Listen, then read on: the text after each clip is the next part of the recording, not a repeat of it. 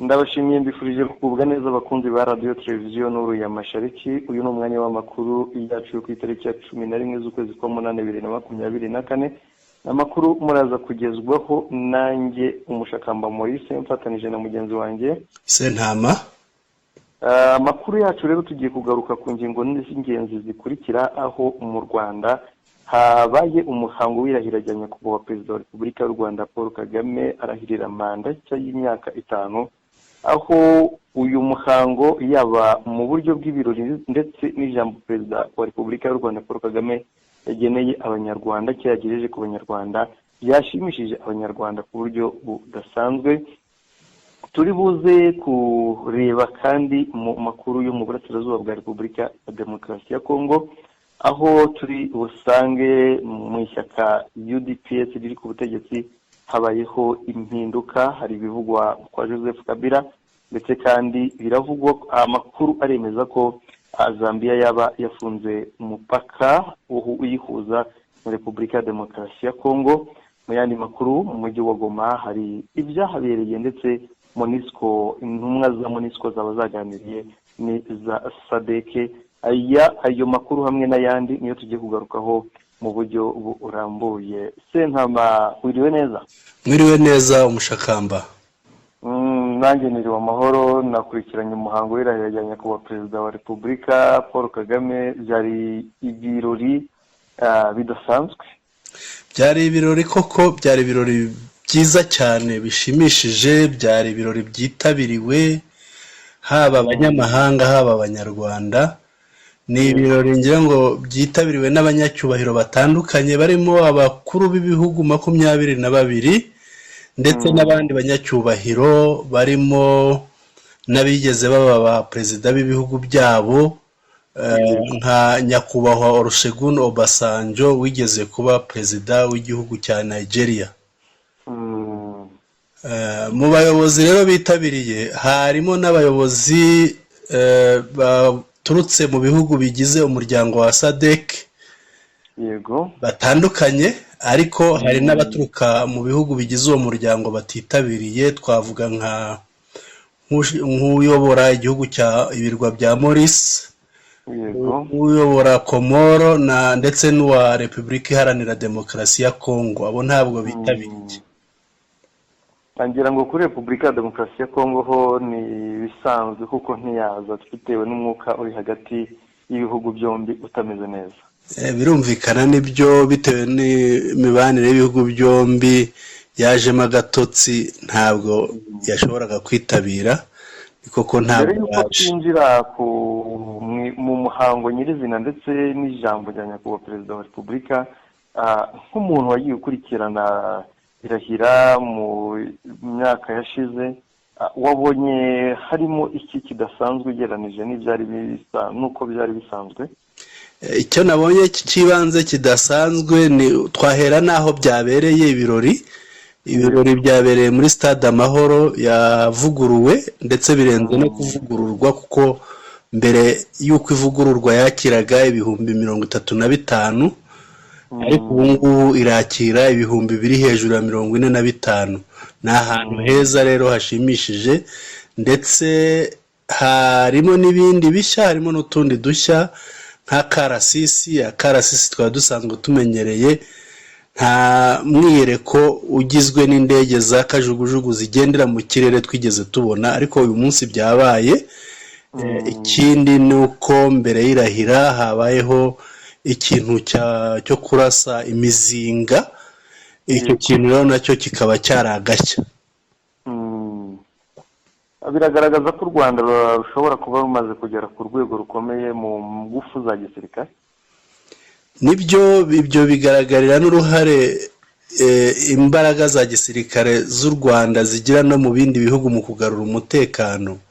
Ntabwo ari bimwe byo kwiharira umutekano ukabungwabungwa ahangaha mu Rwanda, ahubwo u Rwanda rusigaye rusagurira n'amahanga.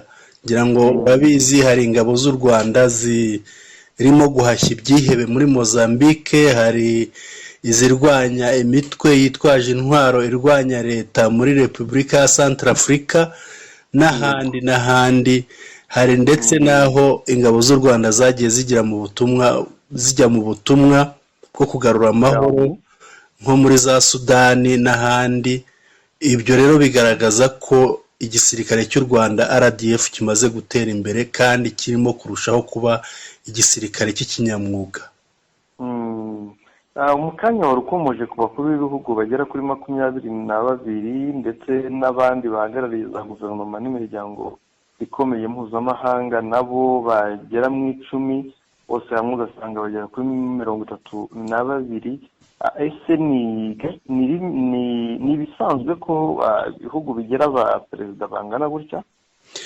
Ntabwo ari ibisanzwe, yenda n'ababyumva bo kumva ko ari abo bantu 22 b'abakuru b'ibihugu gusa baza ari intumwa, ahubwo aba ni abakuru bayoboye intumwa ziturutse muri ibyo bihugu byabo, ntabwo baza bonyine, baba bafite ababaherekeje. Byumvikana rero ni abantu benshi bitabiriye umuhango baturutse mu mahanga, haba abayobozi b'ibihugu, haba abakuriye za guverinoma, ubwo ndavuga ba minisitiri b'intebe n'izindi ntumwa zaje zihagarariye ibihugu byazo, cyo kimwe n'abahagarariye imiryango mpuzamahanga. Ngira ngo wamubonye Madame Louise Mushikiwabo ukuriye umuryango mpuzamahanga w'ibihugu bivuga ururimi rw'igifaransa. Yego. Reka noneho twite tureba ku bihugu bya SADC by'umwihariko. Impamvu nshatse ko tuvuga ku bihugu bya SADC nuko igihe ingabo za EAC zirukanwaga muri Congo zasimbuwe n'ingabo za SADC, z'ibihugu bya SADC bivugwa ko zije kurwanya M23 ndetse bikavugwa ko ngo zizanarwanya abafasha M23 cyangwa zizatsinsura M23 zigatsinsura n'abandi bayiri inyuma, kandi abayiri inyuma Congo ivuga ko ari u Rwanda. Ariko abantu bumvaga ko umubano w'u Rwanda n'ibihugu bya SADC ushobora kutamera neza cyangwa kuba utameze neza, ariko ngira ngo uyu munsi wabihinyuje. Nibyo koko, iyo ureba ngira ngo SADC igizwe n'ibihugu bigera muri 16 cyangwa na 5 bityo, ariko ugasanga muri ibi bihugu byose abatitabiriye ari abakuru b'ibihugu bagera muri 3 gusa. Birumvikana ko umubano w'u Rwanda umaze gutera imbere, n'ibyo abantu bibazaga yenda ko kiriya kibazo cya Repubulika Iharanira Demokarasi ya Congo cyaba cyarateranyije ibihugu bya SADC n'u Rwanda, ni ukwibeshya. Yego. Ngira ngo bimwe mu bihugu bikomeye byose byahagarariwe twavuga bifite izina rikomeye muri SADC, tuvuze nka Angola, twavuga Afurika y'Epfo, tukareba Tanzania, ndetse n'ibindi nka za Zimbabwe, zo rwose umubano wazo n'u Rwanda urakomeye cyane. Ibyo bihugu uvuze ndetse Afurika y'Epfo aho umukuru w'igihugu yahagarariwe n'intumwa yohereje, ibindi byo byagiye bihagararirwa n'abayobozi babyo n'abakuru b'ibihugu. Reka tujye ku ijambo rya nyakubahwa Perezida wa Repubulika y'u Rwanda Paul Kagame, yashimishije abantu, ngira ngo warikurikiye ku buryo burambuye, ubundi abantu bumve cyane ko ryatambutse mu rurimi rw'amahanga rw'icyongereza, ariko tugenekereze kuvuga byinshi mu byari bigize imbwirwaruhame ya nyakubahwa Perezida wa Repubulika Paul Kagame. Murakoze cyane. Mu ijambo rya nyakubahwa Perezida wa Repubulika y'u Rwanda Paul Kagame yagejeje ku bari bakurikiye bitabiriye umuhango w'irahira, rikubiyemo ibintu bigera nko muri 3. Icya mbere ashimira abanyarwanda bamugiriye icyizere bakongera kumutora kugira ngo ayobore igihugu cy'u Rwanda muri iyi manda yindi y'imyaka 5 atangiye. Ikindi yashimiye ibihugu byohereje intumwa zabyo zitabiriye uyu muhango wo kurahira, arabashimira cyane, anaboneraho kubabwira ko abashimira ko muri bo baherekeje u Rwanda muri iyi myaka 30 ishize yo kongera kwiyubaka, kuko yari yarashenwe na jenoside yakorewe abatutsi muri 1994. Yabashimiye rero. Ikindi yongeyeho ko u Rwanda rushishikajwe n'amahoro yo mu karere, nubwo hari amakimbirane, hari ibibazo biri hagati muri aka karere, mu bihugu bimwe bigize aka karere ugasanga harimo ibibazo. bityo ariko u Rwanda rushishikajwe n'uko habaho amahoro muri aka karere. Yageze rero aho yongera ati amahoro muri aka karere u Rwanda ruherereyemo ari nicyo kibanze, amahoro nicyo kibanze nubwo yayoyotse cyane cyane mu burasirazuba bwa Kongo. Yashimiye cyane perezida wa Angola Joao Lourenço, anashimira Dr. William Ruto wa Kenya ku ruhare badahwema kugira mu guhosha amakimbirane avuka muri aka karere dutuyemo. Anabizeza ko azakomeza ubufatanye, arabashimira kandi yongeye no gushimira icyizere yagiriwe n'abanyarwanda bose bamutoye. Ati iki cyizere cyanagaragaye no mu gihe cyo kwiyamamaza aho abantu bitabiraga bakaza ari benshi. Anabasezeranya ko anabibutsa ko atari wenyine ahubwo ari hamwe nabo bafatanyije urugendo rw'iterambere. Kuri iyi ngingo y'amahoro mu karere cyangwa y'umutekano wo mu karere, ngira ngo hari ingingo yagarutseho ishobora kuba ari ingenzi cyane bitewe n'uko ivugira benshi bababaye, by'umwihariko aho yavuze ko nta muntu ukwiye kwitera ngo yambure abandi ubwenegihugu.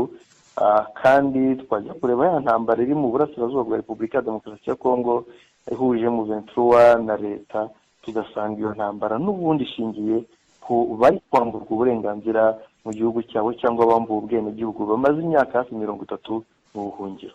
Nibyo koko iyo ngingo yayivuze, ndetse yanongeyeho ko n'uwahirahira akabuza abantu ubwenegihugu bwabo ahamya ko bitamugwa amahoro. Ngira ngo bisa nkaho abo yabwiraga nubwo wenda batamwumvise cyangwa bataha agaciro ubutumwa, ariko buri wese yumvise ko habwirwa abayobozi ba Repubulika ya Demokarasi ya Kongo, cyane ko bahora bavuga ngo abagize M23 ni abanyarwanda si abanyekongo. Nibyo koko, nibyo nta yabwiraga, ni kiriya kibazo yavugagaho, kuko kugeza n'uyu munsi leta ya Kinshasa ntabwo iremera abagize M23 ko ari abanyekongo nk'abandi. Ni icyo yashingiyeho rero inabavutsa uburenganzira bwabo bw'ubwenegihugu. Ibyo bikaba bigaragarira no mu mubare no mu mibare y'abakongomani bari hirya no hino mu bihugu bikikije Kongo uburenganzira bwabo, baba mu nkambi z'impunzi, ndetse n'abandi bakaba barakwiriye imishwaro hirya no hino. Bamwe bakaba bageze no mu bihugu bya kure, twavuga nka za Suwede z'i Buraya, twavuga nka za Hollande, twavuga za Amerika, Canada. Aho hose bakwiriyeyo kubera kubura iwabo, bagenda batyo bajya mu bihugu by'amahanga gushakirayo amaramuko. Nubwo igitangaje amahanga, umuryango mpuzamahanga urimo na Kongo, Repubulika ya Demokarasi ya Kongo wa ONU, umuryango w'abibumbye wubaha ibyangombwa by'uko ari impunzi mu muryango wa HCR, wa UNHCR, ariko ntuvugire Kongo cyangwa ngo ushyire igitutu kuri Kongo kuba abo bantu yabakura mu buhunzi, cyane ko ubundi ubafiteho ijambo. Ibyo uvuga ni ukuri. Kubaho ubuhungiro cyangwa se kubaho ubwenegihugu mu mahanga, ntabwo ari cyo gisubizo, ahubwo igisubizo ni ukubafasha kuba iwabo kandi bakahaba mu mahoro, ntawe uvutswe uburenganzira bwo kwisanzura mu gihugu cye. Yego, reka tugere mu nkuru ziriwe zivugwa mu burasirazuba bwa Repubulika ya Demokarasi ya Kongo, mu burasirazuba ariko no muri Kongo muri rusange, aho bivugwa ko mu ishyaka rya Tshisekedi UDPS bitoroshye, habayemo n'impinduka. Reka mbere yo kuvuga kuri iyi bombori iri muri UDPS, mbanze nibutse abadukurikiye ko mu mirwano yabaye ejo AFC M23 yateze igico FRDC yicamo umukoronere witwa Cinga wa Rubi, uyu akaba yaraguye mu burasirazuba bwa Kongo ahantu hitwa Icyitso, ni umusozi witwa Cyitso, ni mu nkengero z'ahitwa Ibibwe. yego. Noneho rero reka turebe bombori muri IDPS, ngira ngo hamazemo iminsi bombori aho uwo munyamabanga mukuru wayo witwa Augustin Kabuya yego atabashaga kumvikana na Antoine Felix Tshisekedi, perezida wa Kongo. Ibi byaje gutuma bamweguza, yegujwe n'akanama gashinzwe imyifatire, akaba yegujwe, noneho asimbuzwa undi w'agateganyo witwa Deo Bizimu Barora. ariko byajyaga bivugwa ko uyu Augustin Kabuya ngo yaba afitanye cyangwa se afite isano ya hafi n'abavuga ururimi rw'ikinyarwanda. Biravugwa, ariko ibi bisaba ko twazabicukumbura yenda tukazageza amakuru nyayo ku badukurikira. Biravugwa ariko nta gihamya yindi dufite, ni ukubyumva bivugwa. Ubu rero twazakurikirana noneho tukazabagezaho amakuru y'imvaho. Tuzaba twanasukumbuye twamenya amakuru y'uyu Deo Bizimu Barora, nawe amateka ye, aho avuka n'aho akomoka, kugira ngo twongere tureba imiyihe sura nshya iyi UDPS igiye kugarukana, cyangwa se n'iki igiye kwiyungura nyuma yo kwitandukanya na Augustin cyangwa kweguza Augustin Kabuya wari umunyamabanga mukuru. Yego. Kwa Joseph Kabila byaba byifashe bite? Kwa Joseph Kabila ho biratogota bidapfundikiye. Uyu Joseph Kabila biravugwa ko yaba yarahunze igihugu, akaba yarahungiye mu gihugu cya Namibia, ari mu murwa mukuru wa Namibia witwa Windhoek. Aho yahungiye rero yamaze guhamagara umugore we, amuhamagarira ko yakwihutira guhunga igihugu cya Kongo mu maguru mashya. Ariko hari n'izindi nkuru zemeza ko abasirikare ba FARDC bamwe bagose urugo rwa Kabila, bakaba bahagoteye umugore we, ubanza bashaka kumubuza yenda guhunga. Ni ibintu bishobora kuba byagwa amahoro ubuyobozi buriho. Ibi ngira ngo birajyana n'amagambo umukuru w'igihugu cya Kongo aherutse avuga kuri Kabila, avuga ko nta tandukaniro rihari hagati ya Kabila na AFC, ko Kabila ari we AFC. Ibi rero ko arimo ategura igitero azagaba ku gihugu cya Kongo Kinshasa no kuhirika ubutegetsi buriho, bikagaragaza rero ko Tshisekedi amwishisha. Kuba amwishisha rero ntabwo byagwa neza ubutegetsi bwe, ahubwo birarushaho kongera gukongeza umuriro hagati ya Kabila na Tshisekedi wamusimbuye. Reka twifuze ko byazaba ibyuya bikareka kuba amaraso, kuko biragaragara ko Joseph Kabila ahanganye ku mugaragaro na perezida Tshisekedi, noneho Kongo byaba akavuyo kurushaho. Byarushaho koko, cyane ko nk'umuntu wigeze kuyobora igihugu, akaba yari n'umukuru w'ingabo, ni umusirikare, ntabwo ari kimwe na Tshisekedi w'umusivile. Ahangaha aba afite n'abasirikare bakuru bamwumva babanye nawe, kuko buriya igisirikare kiri muri Kongo ahanini niwe wacyubatse. Harimo n'abavandimwe be yenda batavukana, ahubwo basangiye amaraso nka babyara be n'abandi, n'inshuti ze babanye babohora Kongo.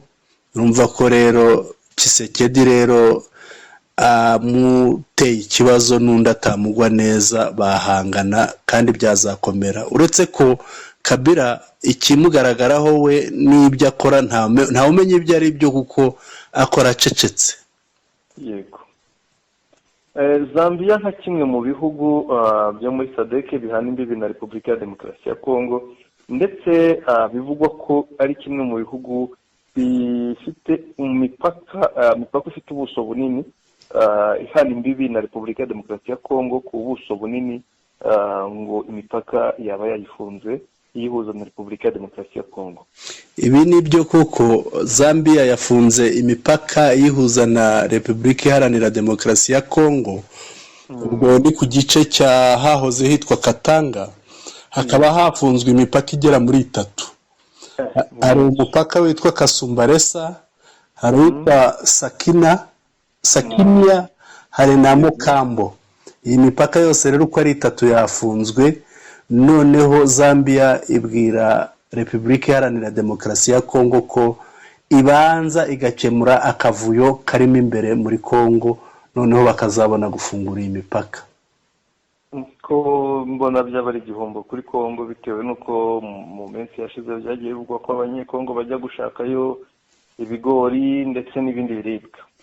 Byaba ni igihombo gikomeye, ndetse si ibyo bashakayo bazabura gusa, ahubwo n'ibyo bashorayo ntabwo bazabona uburyo babishora, kuko nahoze ndeba nkurikira bavuga yuko hari inzoga zagurishwaga zivuye Kongo zikagurishwa muri Zambia, izi ntabwo zikemerewe kwambuka, ntizambuka, ndetse n'ibindi bicuruzwa ntabwo byambuka, byose byahagaze.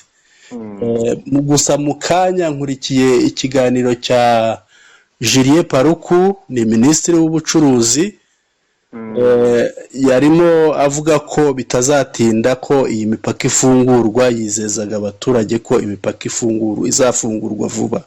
Sinzi niba ari imvugo ya politike cyangwa niba ibyo avuga ari ukuri, ariko kuba Zambia yashyizeho ko bagomba kubanza gukemura ibibazo biri muri Kongo imbere, ndabona bizabarushya, kuko ibibazo bya Kongo aho kugira ngo bikemuke bikomeza kuba gaterera nzamba.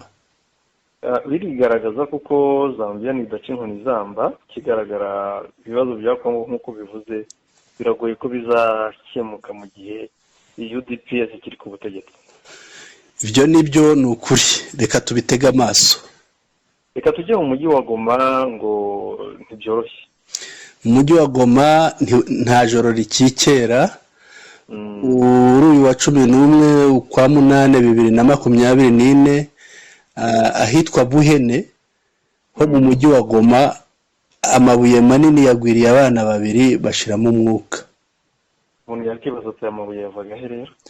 Hariya hari amabuye manini yagiye akomoka ku iruka ry'ibirunga. Niyo mabuye usanga hariya muri uriya mujyi, kuba ugenda barabizi, ni amabuye y'ibirunga ariya bita amakoro. Ku buryo yagwa ko umuntu agapfa? Ni abana bato, ni abana yagwiriye barapfa. Cyangwa babayeho abantu bayabahiritse? Oya, nta wayahiritse, ahubwo birashoboka hari abagerekeranye. Ubwo rero umwana ashobora kurikandagira rigahirima rikamuhitana. Cyane ko n'ubuzima bw'abana bigoma, usibye mu miryango bifashije ubundi, abandi n'ubundi ubuzima kubera imirire mibi no kubaho nabi, ubundi ubuzima ntibumeze neza. Ntibumeze neza cyane kuva habaye imirwano hirya no hino hazengurutse Goma, cyane ko n'ibiribwa by'umuntu akenera buri munsi ibiciro byarazamutse. Yego. Uretse n'ibyo, ngira ngo wigeze ubona no mu kiyaga aho barwanira amazi y'ikiyaga bayavoma, ariyo banywa, ariyo biyuhagira, ariyo bakoresha byose. Yego. Izi ntumwa za MONUSCO se zahuye n'iza SADC cyangwa SAMIDRC, ngira ngo ni kuri wa mugambi wo kongera umuriro, kongera inkwi mu muriro w'itanura. Ibi nibyo intumwa za MONUSCO ziyobowe n'umuyobozi wa MONUSCO wungirije ushinzwe ibikorwa n'ubwirinzi, Madamu Viviane Van de Per, zahuye n'iza SAMIDRC n'iza SADC bagira ngo baganiriye ku buryo bazabateramo ya nkunga bemerewe n'akanama k'umuryango w'ubumwe w'umuryango w'abibumbye gashinzwe umutekano. Yego. Ngira ngo twabivuzeho kenshi ko bitazakemura ikibazo, ahubwo bizongera ikibazo, cyangwa hashobora kuba hari n'izindi nyungu aba bari gutanga ubufasha baba bateze gusaruramo kurusha kuba habonekamo inyungu y'amahoro ku baturage cyangwa muri rusange ku bantu bose. Ikintu uvuga nicyo, byo amahoro ari kure.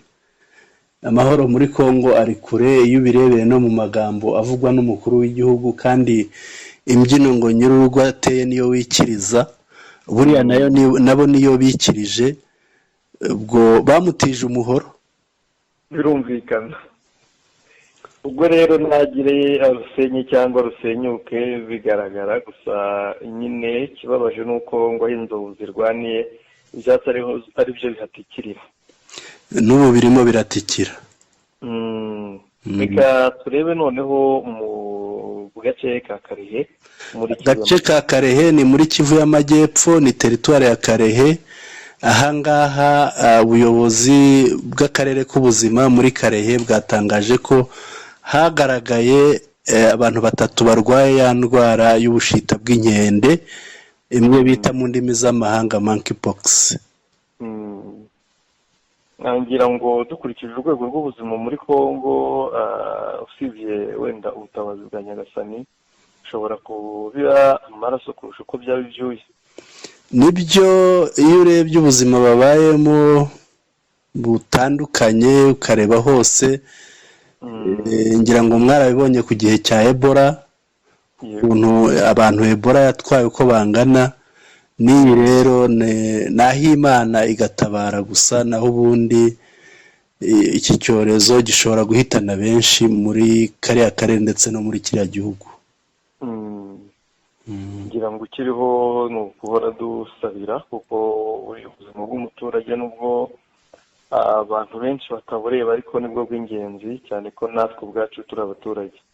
Nibyo, kuko bose ubuzima bw'umuturage nibo bushingiyeho, ari abayobozi ubuzima bwabo baba baragiyeho ngo bakorere abaturage.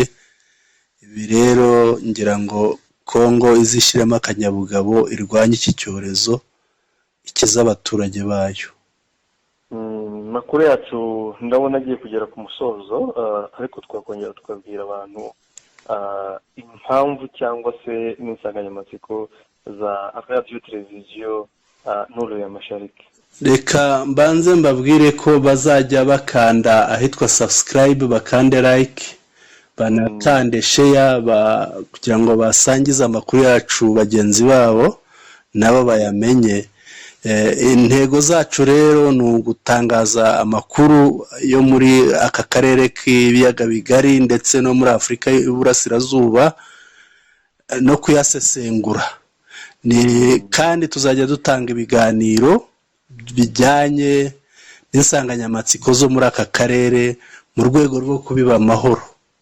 Yego, ngira ngo nk'uko wari ubivuze, dutanga amakuru mu rurimi rw'Igifaransa ndetse n'Ikinyarwanda, nk'uko twari twatangiye tubivuga. Aya makuru yacu, aya makuru yo mu Kinyarwanda yo ku itariki ya 11 z'ukwezi kwa munani, ariko Kanama 2024, akaba ari amakuru yibanze ku ngingo z'ingenzi zikurikira: aho mu Rwanda umuhango w'irahira rya nyakubahwa Perezida wa Repubulika Paul Kagame ryanyuze abanyarwanda muri rusange, ndetse kandi muri Repubulika ya Demokarasi ya Kongo hakaba habayeho amakuru atandukanye y'uko mu ishyaka UDPS habayemo imvururu, aho umunyamabanga mukuru yegujwe hagasimburwa n'undi w'agateganyo, ndetse kwa Joseph Kabila nabwo hakaba havugwa uruntu naho bivuga ko bamwe baba Joseph Kabila ubwe yaba yarafunze igihugu, ndetse akaba arimo no gusaba umugore we kuba yahunga. Mu yandi makuru, Zambia yafunze umupaka iyihuza na Repubulika ya Demokarasi ya Kongo, ndetse mu mujyi wa Goma habayeho ibyago aho abana bagwiriwe n'amabuye bakitaba Imana. Intumwa za MONUSCO zikaba zahuye n'iza SAMIDRC kugira ngo baganire n'ubundi ku bufasha MONUSCO ishaka guha SAMIDRC kugira ngo bagarure amahoro, ariko dukurikije imikorere ya SAMIDRC yo kurwanya M23 bikaba ari byo kongera intambara aho kuyigabanya. Ndetse kandi muri Kivu, muri Karehe, hagaragaye abarwaye ubushita bw'inkende. Ngira ngo amakuru yacu twayasoreza ahangaha. Tuyashoreje ahangaha, kandi dushimira abadukurikiye n'abakomeje kudukurikira n'abadutera inkunga z'ibitekerezo, nabo turabashimira cyane. Urakoze cyane, reka ngushimire. Ngiye na Umushakamba muri mfatanije nawe na Sentama. Bihe byiza, umugoroba mwiza.